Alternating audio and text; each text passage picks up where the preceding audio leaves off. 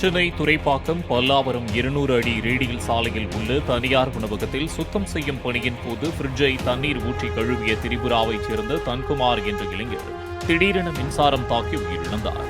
அவரை காப்பாற்ற முயன்ற சக ஊழியர்களான திரிபுராவைச் சேர்ந்த மேலும் 2 பேர் மீதும் மின்சாரம் பாய்ந்தது. அருகில் இருந்தவர்கள் உடனடியாக மின்சாரத்தை துண்டித்து மூவரையும் மீட்டு தனியார் மருத்துவமனையில் சேர்த்ததில் தன்குமார் இறந்ததை மருத்துவர்கள் உறுதிப்படுத்தினர். மற்ற இருவரும் சிகிச்சைக்கு பின்னர் நலமடைந்தனர். ஃப்ரிட்ஜில் மின்கசிவு இருப்பதை அறியாமல் தண்ணீர் ஊற்றி கழுவியதே விபத்திற்கு காரணம் என்றும் உயிர் தப்பிய ஊழியர்கள் கூறினர்.